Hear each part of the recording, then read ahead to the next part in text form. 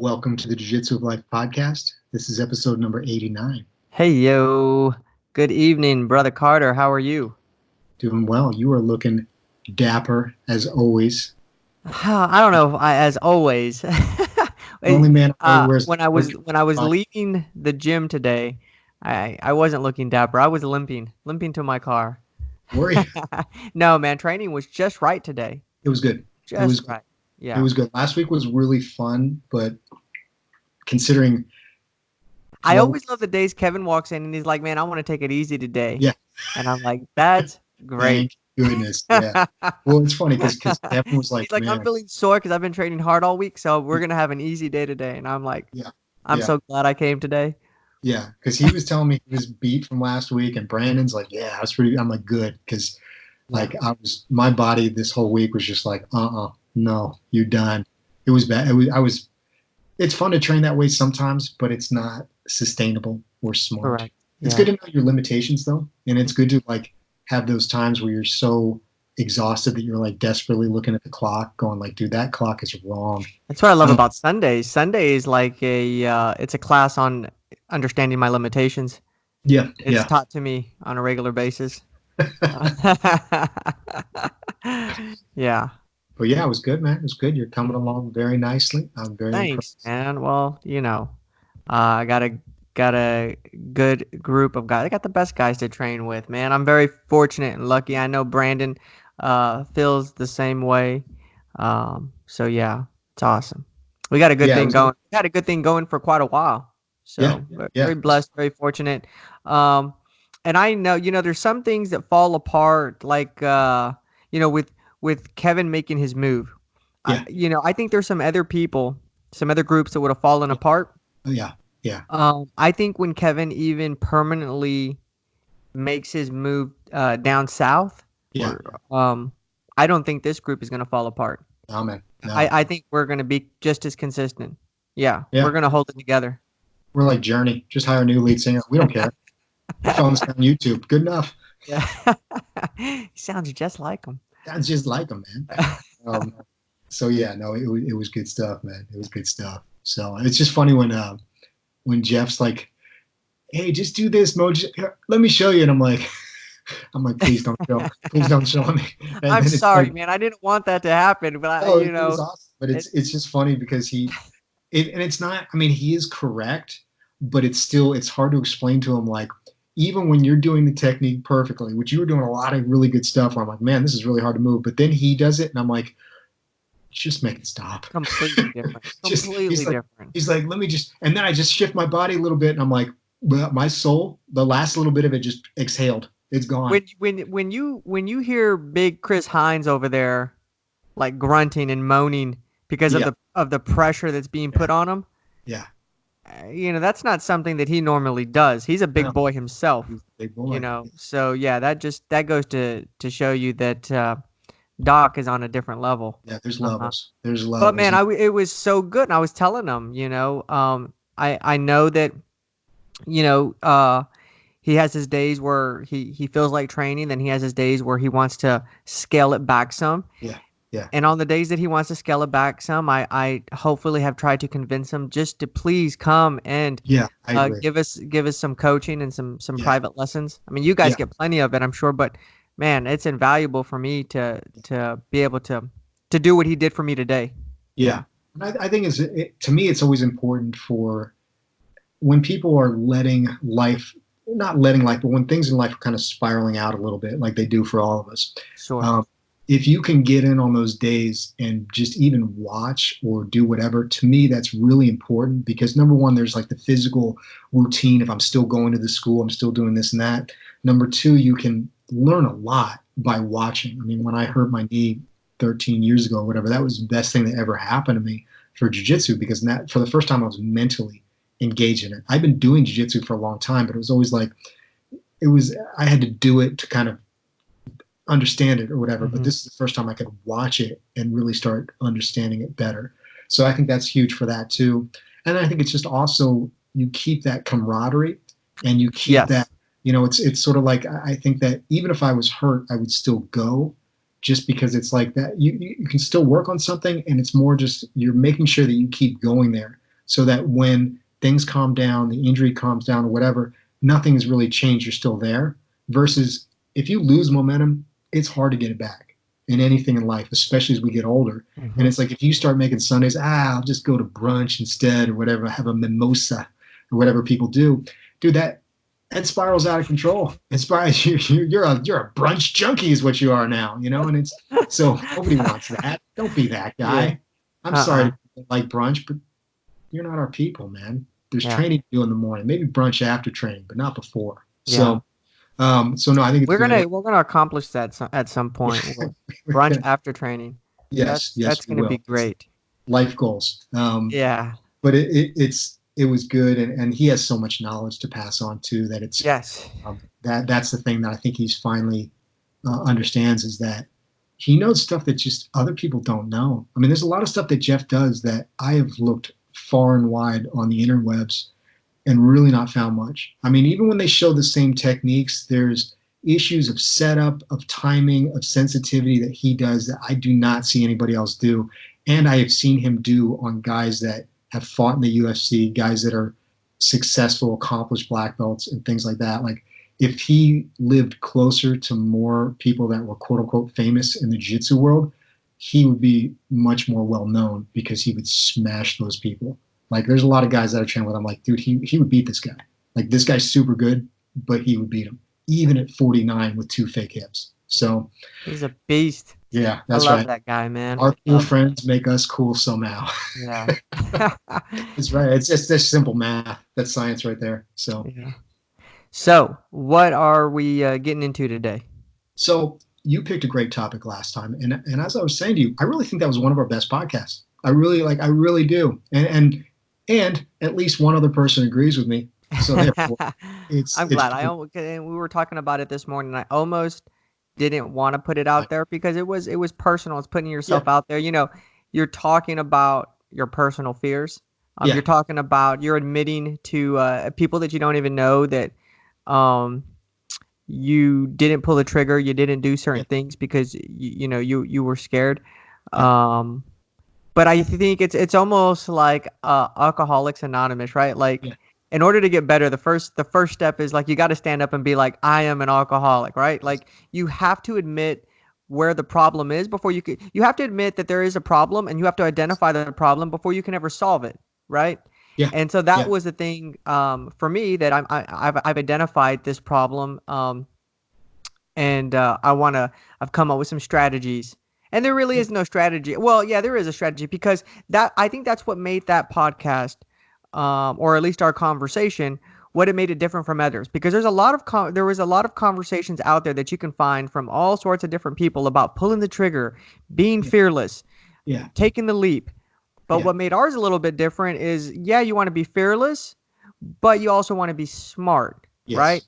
Like there's a way to set it up. You don't have to just kind of rush into things full steam ahead.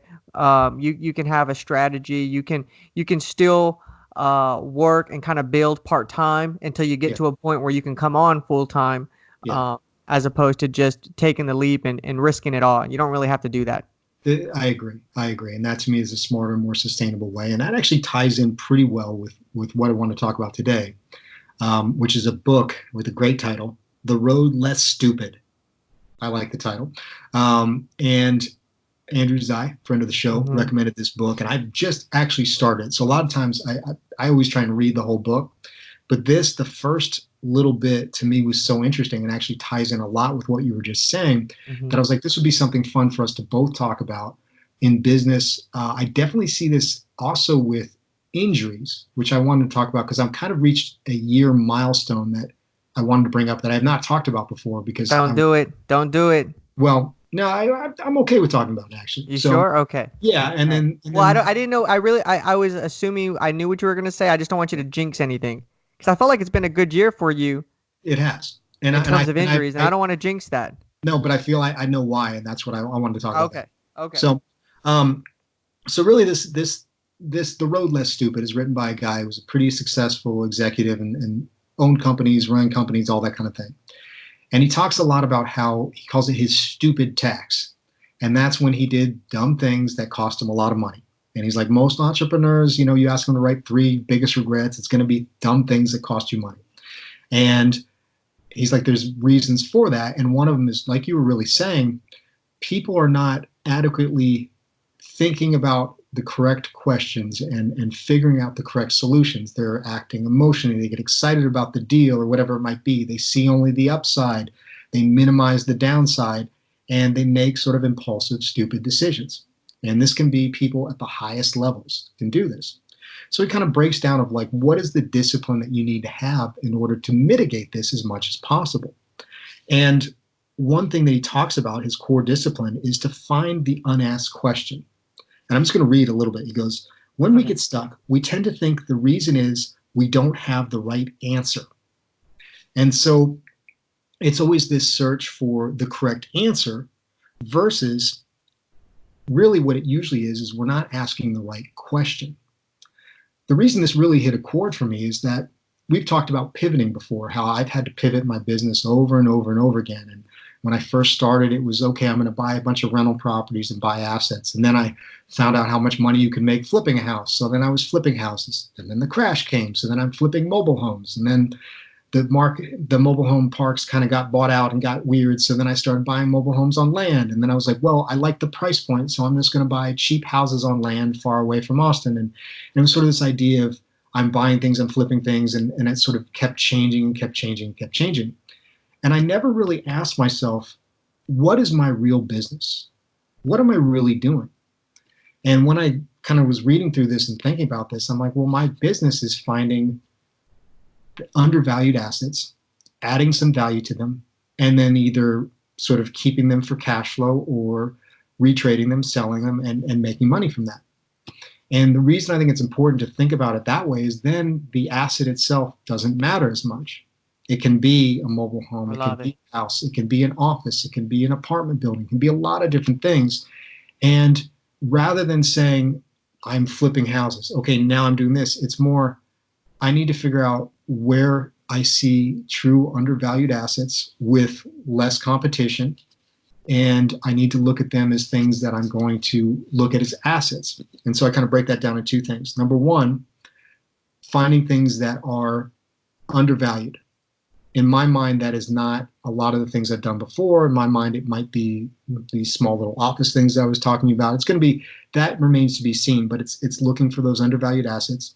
And then when I'm looking at something as an asset, it's got to be somewhere that makes sense to buy. So that's why I'm looking at Georgetown, I'm looking at San Antonio, I'm looking in, for people who don't know these areas, I'm looking in places that are more sort of stable, bigger markets than a lot of the stuff I've done before, because I fell so in love with the idea of like, oh, I'm getting a cheap property, I'm getting this low price point, it's less risk.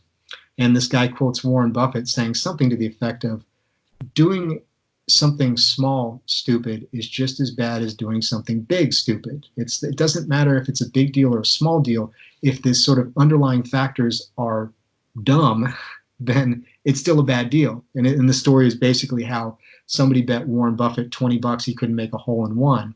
And he's like, the odds aren't good, I'm not taking that bet. And the guy's like, well, why aren't you going to take the bet? You're Warren Buffett, you're the richest man in the world. He's like, it doesn't matter.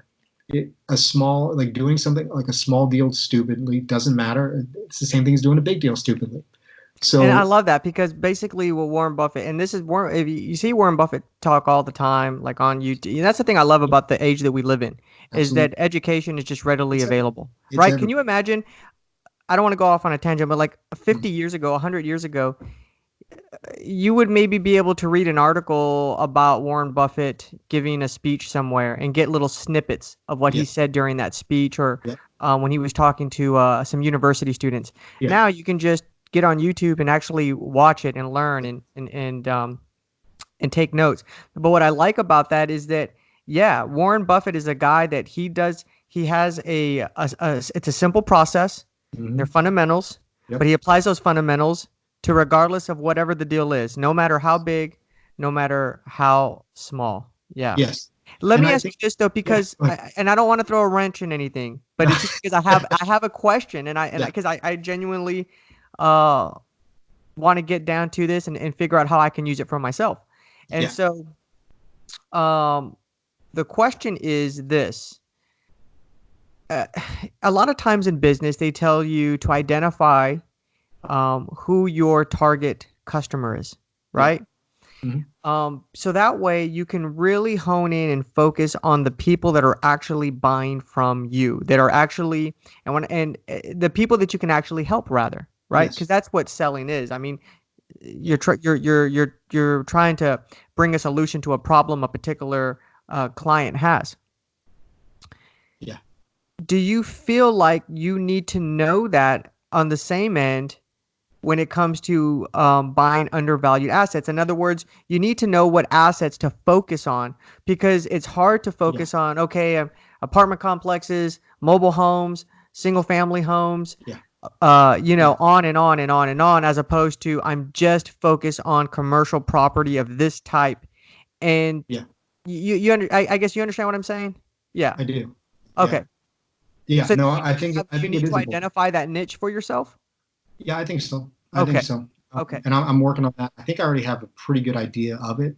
And I think like one thing I want to clarify is that, when you start looking at like the mobile homes and things like that, those kind of are assets, but they're kind of not because they're losing value. They're not Now they at are yeah, making they're not assets they're unless they're on land. The land's assets. yeah, they're transactional things. And I've done a lot of transactional stuff over the years. And now I want to do more sort of asset development. And so to me, it's sort of changing that. Because you want to But build because because that terminology, asset development, right? mhm, Accumulating, appreciating assets, that's yes, wealth development. And you're at a yeah, point in your life where you're trying to accumulate wealth, right? Yeah. yeah, And yeah, absolutely. there's nothing wrong with that. I mean, you should be doing that. People should be Yeah. doing So, if you're in business, well, you should be doing that. yeah, I agree. And I think that another interesting book I read was Sam Zell's book. And Sam Zell was a huge real estate guy for a long time. And then when everything, again, he's always looking for those undervalued assets. And he's like, once the space of real estate got so crowded because everybody thought they could make money in it, not unlike they are thinking exactly right now, especially with apartment buildings and flipping houses and stuff like that. He's like, there weren't really any under market value deals anymore. But I started looking around at other businesses and said, well, what's the difference really? It's still an undervalued asset that needs some type of value add. And then from there, I can either take the cash flow or I can resell it. I can do a lot of things with it because I've created value. I've created equity in a business. And so we've talked about this with Dan Pena, with a lot of other people, like the ability to, and Buddy Andrew Zai is doing this right now. He's on his way to buying a plumbing franchise.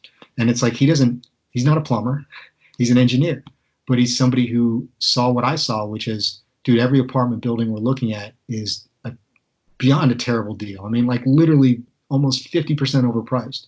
So, okay, you can try and do two things. You can either sit there and say it's not fair, say you're going to wait forever to find the right deal or whatever, or you can start looking around and saying, well, what are some assets that maybe are undervalued right now, or people are trying to sell that nobody seems interested in, but they may still have some value.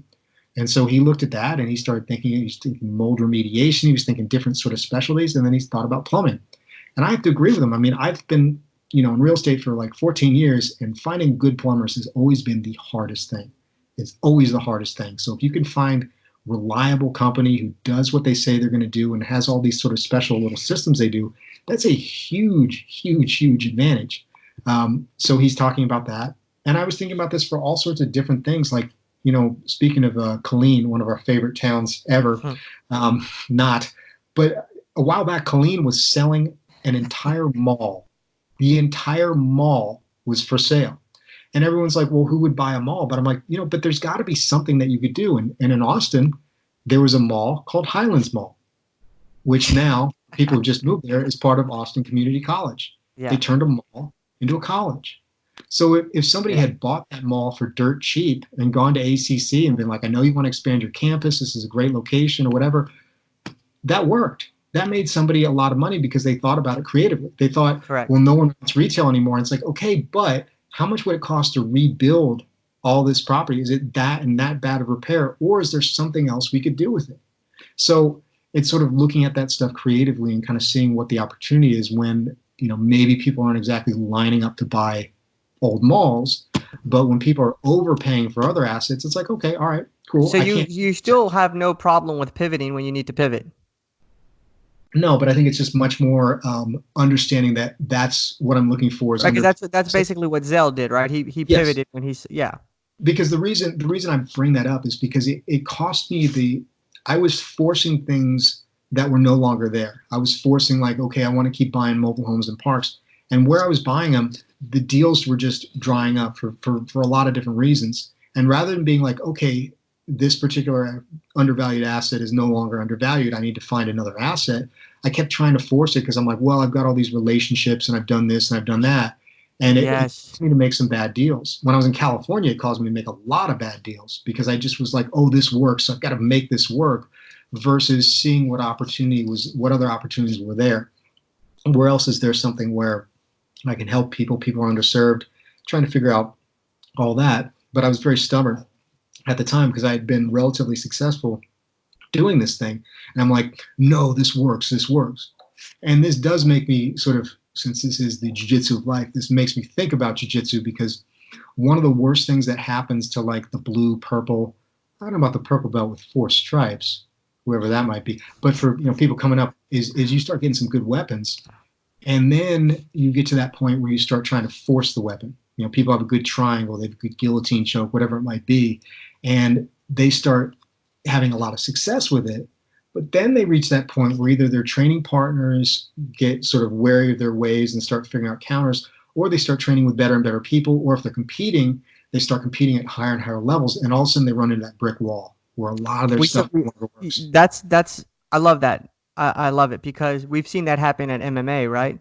Look at Yeah, Ronda Rousey. absolutely. Yeah, Right. Once yeah, people were like, "Man, just as long as I don't let her judo throw me and then yeah. armbar me, Stick and move. if I Stick. can if I can keep this on my feet Yeah, and bust her up, yeah. and yeah, Yeah. yeah, And so it's and like, but what if Rhonda had learned trained with Ryan Hall and she worked on like a cool Imanari roll or something like that? Because that's such an innovative way of solving the same absolutely, problem, which is like you absolutely, need to cover the distance with minimal damage. yeah, And so he's like, well, everyone's thinking you got to do it on your feet, but one of the fastest ways you can get from point A to point B is kind of dive and roll. So he started doing it. And he'd done this in jiu-jitsu for a long time. This wasn't a new technique for Ryan, but it was a really innovative solution to the same problem. So there's always that understanding of what's the question versus this no longer works anymore. It's like because they figured out I'm Ron. I'm kind of running straight forward to someone. This no longer works. Well, the question is, how do I close the distance safely? That's the hmm real question. What she was thinking is like, oh, I'm just going to outstrike these guys or whatever. It's like, well, why? You have judo since the age of 5. They will never be able to catch up to your judo and your ability, your armbar, especially is world class. But you still have to close the distance safely, and you're not really doing that anymore because what was safe before now is being countered. So it was like sort of an interesting thing of not really addressing the real question. So it's just kind of an interesting way of looking at a lot of things. How do And you identify what the right question is? well, that's I mean this he actually kind of comes up with three. You were gonna say, well, you need to read the book. Yeah. Well, it's what I like about this book a lot is that he talks about the need to really sort of think deeply about problems. And in the world we live in now, the Twitter world, I the do, but I feel like I'm always asking the wrong question. there we go. How do I know that I'm asking the right question? So here's his answer, like Okay. for us. He goes, it's a great question always has 3 common characteristics. Number 1, it provides insight on what the actual problem is that needs to be addressed. Okay. Number 2, it simplifies the problem and makes it solvable. Number 3, it expands the number of possibilities available to solve the problem or improve the situation. Love it. So Yeah. It's if good. we kind of put it through those litmus tests, and the reason he talks about this is because a lot of people get so hung up on what he calls like the symptoms of something versus like figuring out the core problem and the core question to ask. That if you start trying to solve the I symptoms, like that. Yeah. again, the Ronda analogy would be like, oh, well, I just need to spend more time boxing and doing that. I mean, that's true to a point, but there's levels of boxing that you're never going to catch up on. And I think that's sort of something with MMA. It's like even now you still have mainly specialists that specialize in one thing for a long time, and then they eventually incorporate everything. So it's like Damian Maya to me is the best example of this, where he was great at jiu-jitsu. He's fighting at 185. He's beating a lot of people. Then he started working on his striking more and more, and his sort of ability to implement his jiu-jitsu faded off. So he dropped down to 170 and asked himself the question, like, which is, how do I implement my jiu-jitsu better? And he's like, I'm going to learn how to wrestle better. And so he started working with a wrestler in New Jersey and really out-wrestled guys that were, he out-wrestled Rick Story, John Fitch, a bunch of different guys that were good wrestlers. And it was sort of a way of being able to implement what you do better versus saying, I'm going to stand up with somebody and strike with somebody who's been striking for most of their life. There's just not enough time. There's not enough time to bridge that gap.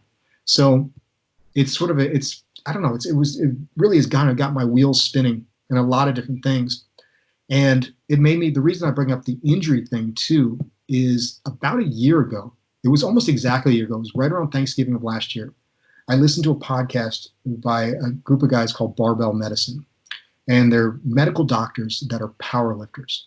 And they talked a lot about how people get so obsessed with the symptoms of something, like, I'm feeling this pain, and this means I must have this imbalance, which means I need to do all these balancing exercises and these stretches and this and that. And there's basically no medical evidence of any of that. So people start like trying to solve this problem, trying to solve this thing. And I was so in the weeds in this, in terms of, things with my hip or my back or whatever, the problems that I'd had for years and years, that I was obsessed with these problems and trying all this crazy stuff and just getting. The other thing they talk about a lot is that people, once they start having certain injuries, they identify that it's like a part of their person. Like, I'm this guy with a bad back. I'm this guy with bad hips. It's like part of who you are. And they're basically saying that if you can let go of that and understand that most things that sort of come down to two things. The stronger you are within reason, the less likely it is that you'll get injured.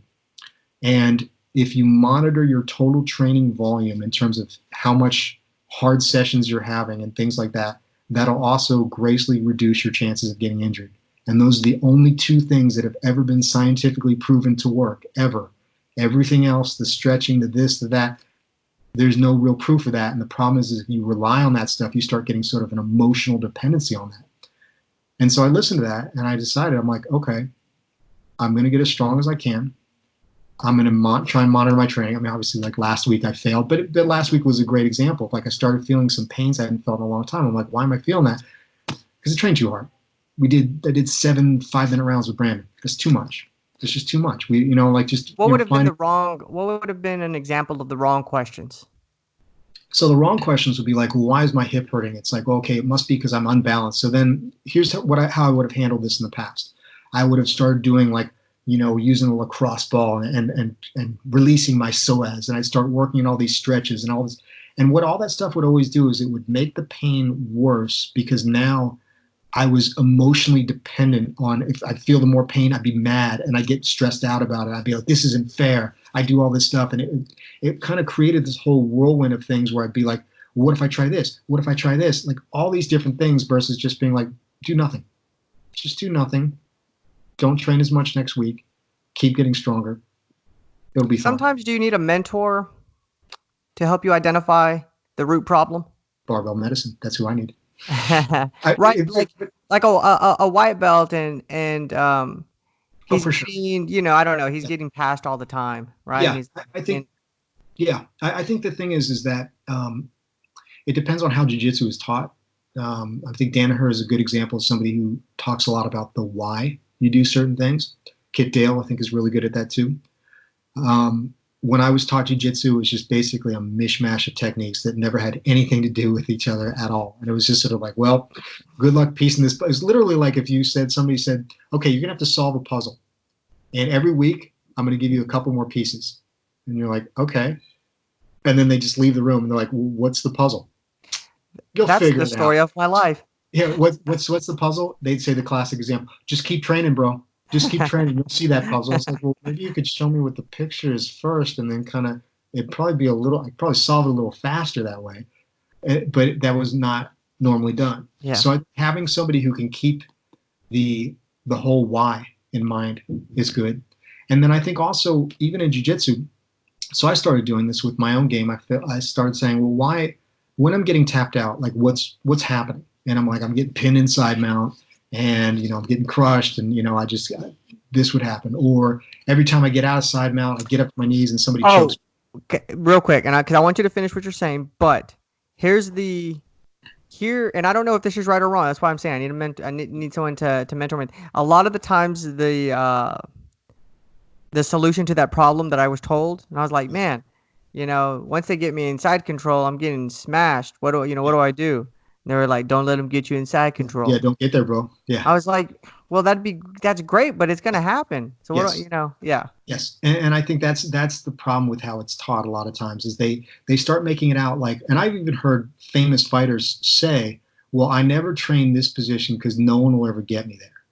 Like they create this sort of fear slash impossible line of this certain thing happening versus, oh no, let's go there, let's make it happen and see what's happened. So to me, it's like if people are losing a lot when they get their guard passed, well, to me, it's like let's get our guard passed sooner then because the more time we can I spend love it. that in Yeah. between position, the better. Because the more you realize that just because somebody's past your legs does not mean they're past your guard by a long shot, and that there's so much area that you can dominate in that little gray area space, that to me takes away the fear. It gives you tons of reps, experience, understanding what if they do this, what if they do that, to the point where you almost start inviting it. And that's kind of where I've gotten now, where it's like I want someone to pass because I want to see what happens once they get past my legs. Let me see, can they actually control me? Can they actually pin me? Which most of them I don't think can.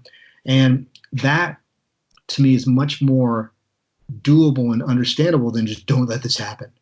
Because it's like, well, then if it happens, now your natural reaction is to panic and, oh God, this is a mistake. And what Exactly. That's a fear. That's almost fear-based decision making. It's exactly what we Yeah. were talking about last week. And it's like once you start panicking, well, what happens? Well, now you start making stupid decisions. And what happens when you make stupid decisions? Now you get tapped out. And I thought about this a lot for like just as simple examples for years and years, especially when I moved back to California. The school I was training at, a school called PKG, and at the time, those guys were like Darce masters, Darce and guillotine and all that stuff. And so every time someone would get side mount and I get to my knees, I get choked. Oh, I mean, it would happen like 30 times a session, like no joke, like all the time. And for years, that really. But your guillotine got really good though. I'm speaking from experience here. But it was really frustrating because I'm just like I'm getting tapped out by this thing all the time, and it really didn't hit me until I started watching those Preet Nicholson videos that I really love, where he talked about the importance of hand fighting. Because if we talk about, I was like, well, I need defense to this, or I need a Darce defense, or I need to like be faster, or whatever. I need this to not happen, versus asking the right question, which is, well, why is somebody able to choke you? Because they're able to get their two hands connected in some way around your neck. Maybe your neck's by itself, or maybe your neck and your arm. Okay, so what happens if you're grabbing their hands? Well, they probably can't put their hands around your neck now, can they? Okay, so just do that. Okay. I mean, and that sounds simple, but it's like I'm going against some of the best guillotine guys that I know and intentionally letting them pass my guard and intentionally getting to turtle, and they're not even getting close to my neck because You're immediately going 2-on-1 on one of their hands, right? grabbing their hands, so now they can't grab my neck. And it's like, it sounds stupidly simple, but it's like, well, why is this problem happening? Because people are having their neck be out there, having their hands be somewhere else, and now the person has two hands to grab the neck, or one. I mean, like it's just sort of when you start thinking about it in that more simple terms, and it's like, okay, so now what happens? Well, now when the person's trying to fight to get their hand around my neck, maybe I can get that 2-on-1. Now, if I can pin a hand on the floor, it's actually really hard to hit somebody when your hand is pinned on the floor, because if they can start disrupting it at all, you never really get a good base to really hit them. And so now when they start moving to do that, now it's easier to get up. Kevin's the master at this. Kevin is almost impossible to hit from side mount now. I showed him all this. Everything I show, he ends up doing way, way better than I'll ever do it. But like, yeah, I showed him this stuff, and now he's almost impossible to hit from side mount, because as soon as you start trying, he's immediately getting your hands controlled. And then he's got 2-on-1, and now you're trying to hit him, and you're almost falling over from side mount, and now he's out. So it's taken sort of this simple thing of like, here's the problem. And it's like, well, why is this a problem? And if you look at all jiu-jitsu that way versus what's the escape for this or what's the counter for this or whatever, because you will be looking at escapes and counters for the rest of time and still run out of time. Like there's not enough time. There just isn't. So it's trying to simplify everything to asking the correct questions will make your jiu-jitsu journey way faster, especially if you're like the people we're talking to, which are people that are busy and working and doing this and doing that. And I'm just finding that if I can do this for my business too, it really streamlines it, because now it's just finding, okay, let me find the assets that are undervalued. And I think I have a good idea of what they are already. And it was relatively quick to find it because it cleared my mind. It cleared my mind from going, well, I see all these people on Facebook that are doing this. I know the benefits of this and that. It doesn't matter. If everyone's doing it and they're overpaying for it, it's going to be a bad thing for them. It may not be tomorrow, it may not be next year, but it's still just in principle. Like to me, it's like, well, what would Warren Buffett do? Warren Buffett would buy something different because he would see, all these guys are doing this, so it's probably overpriced. Let me find something that's undervalued, whatever it might be. And then it just simplifies it a lot. So it was like weirdly freeing. And it was really kind of exciting too, because I think I found a couple of things where I'm like, I don't think people are looking at this. So I'm going to be mum and be very vague about it on there. So now the millions of competitors are not going to hear it. But I think I found a couple of things where I'm like, especially in San Antonio, where I'm like, I think there's something here. And I don't think a lot of people are looking at it. So you just told everybody my farm market. Thank you. Oh, yeah. I didn't say San Antonio. Now there's enough for everyone absolutely to go around. And by no means is San Antonio any sort of a secret. Real estate investment has been heavy out there and will continue, but there's enough to go around, and it's that wealth is continuously being transferred from one investor to the next, to the next, to the next. Yes. Man, asking the right question. Yes. I like that. It really, again, the road less stupid, and I'm only on like the first chapter of this, so it feels weird for me to recommend a book that I have not finished because I always feel disingenuous doing that. But it just hit me immediately. Well, let's do this once you finish the book. Let's see how it wrapped up and if you got anything else from it. Yeah. So basically, what I'm seeing is that because you might say like everything you read in chapter 1 is wrong. is wrong. Chapter 2. You didn't believe chapter 1, did you? No. So basically, what'll happen is you'll be sitting here next to me. I'll be like, "This is my new roommate Mo. He went for his dream." Oh. And here's why the rest of this book. Hey, you know what though? It could be. That's a thing though. There's people out there that think that things can always be better, and I am trying to shift my mindset. It could always be worse. If or it could be that. I tell you what, if I'm running a room for Carter Fisk, it's still not that bad. We get to do jiu-jitsu more. Yeah, exactly. Yeah. There you go. That's true. And the other, it could be that way. I could be sitting there next to Mo and be like, yeah, I apparently was asking the wrong questions. So I want to finish that book recommendation. It turned my life into a disaster. Oh man, I love it. One of the last things I want to say about Warren Buffett though is I love that idea. He repeats it in a lot of the speeches he gives to students nowadays, and he talks about investing and that there's no called strikes, and that he can just be as patient as he wants to be. Yeah. And I love that and that goes right into what you were saying, how when deals weren't as good as they used to be, you got impatient and we're like, I got to make this deal work. Yes. And Warren Buffett would say, well, there's no called strikes. I don't have to swing if I don't want to swing. Yeah. Right. Yeah. I'm only going to swing at the most perfect pitch where I know I'm going to hit a home run, and I don't have to hit 100 home runs. I only have to hit 2 or 3 to be very wealthy. Yeah. Yeah, and I think about that, all these things that I did in terms of marketing and reaching out to these other markets, and it's like, man, if I just found a couple of deals in Canyon Lake like I did, it's like that's all I need to do for that aspect of the business, and that's all that makes sense, unless you're going to scale up to a degree that's just, to me, completely impractical and makes no real financial sense. And the other thing about Buffett that's interesting, I read the stat that he's made like 99% of his wealth after the age of 50. Which is interesting because if you ever read his Snowball biography, he was a financial genius from when he was a kid. He was mowing lawns and he had a bunch of kids that worked for him, and he had maybe it was paper routes. I think it was paper routes actually. Yeah, he had some pinball machines, some other stuff that he put into some store. Yeah, he was just from the get-go. Yeah, he wasn't like a screw up who like found himself. He was like successful and smart from the get-go. And even that, even with all those fundamentals, he still made most of his money after the age of 50, which I think again shows if you have good fundamentals and things like that, it leads to good momentum. Yeah. Because then, if you have good understanding of the why in jiu-jitsu, Jeff is a great example. He doesn't train, he trains like once a week, but he smashes everybody because he understands these fundamentals so well, and he understands why he's doing everything, and the understanding the idea of giving people very limited bad options. So it doesn't matter like what somebody does to him or whatever, because he's going to put him in situations where he knows everything that's going to happen. So if you look at all that stuff like that, then you're right. You don't have to swing at every pitch. You can be patient because you understand, okay, I know what a good deal looks like. I know exactly what I'm looking for. So when it comes, I'm not going to hesitate, because he's saying when he does see the right pitch, Warren Buffett's, he's swinging at that. But if it's not the right pitch, okay, that's fine. And there's so many people that are going to run after that and try and force it and do things like that. Okay, let them do that. That's fine. So it's same thing in jiu-jitsu. Yes. The right elements are there, but you're trying to force that submission. Yeah. And it's not there. Like you halfway have the underhook. You don't really have the underhook. Yes. But you're like, let me try to muscle this submission. And it doesn't work. The guy gets out, you lose position, and now you're maybe you're worse off than when you started. Yes, because a correct submission is going to work on people even at the highest level. Even at the highest level. Gordon Ryan showed that at Abu Dhabi. Those are some of the best guys in the world. He was still tapping those guys out because he was using the correct submission at the correct time. He wasn't forcing. He, to me, is a great example, even though I know people think he's obnoxious or whatever.